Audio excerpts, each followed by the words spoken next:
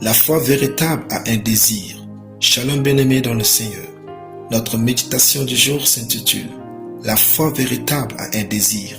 Nous tirons notre texte dans 2 Rois 2b qui nous dit ceci. Élisée répondit « L'Éternel est vivant et ton âme est vivante, je ne te quitterai point. » Et ils descendirent à Bethel. Alléluia.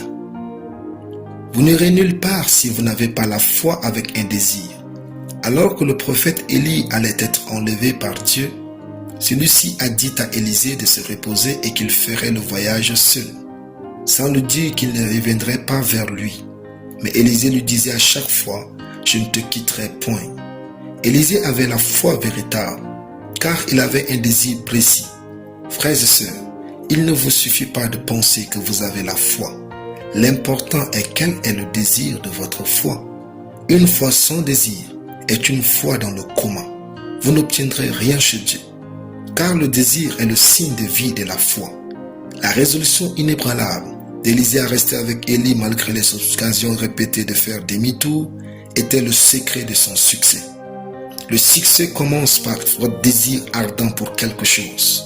À l'époque, géographiquement, selon les calculs approximatifs, les distances parcourues par Élisée étaient considérables pour son âge, lui qui était plus âgé qu'Élie.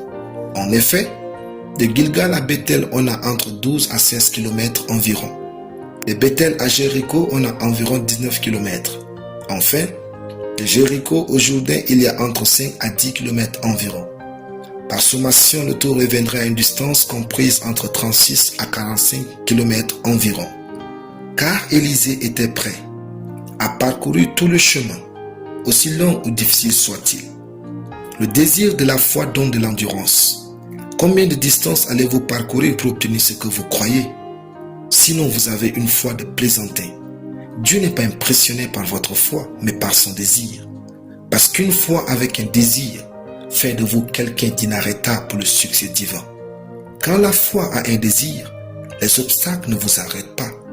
Ils révèlent la profondeur de votre désir de triompher. Quand la foi a un désir, on n'a pas d'excuse, mais un but à atteindre. Quand vous croyez en quelque chose de grand, marchez avec Dieu dans une patience inébranlable à travers les diverses preuves.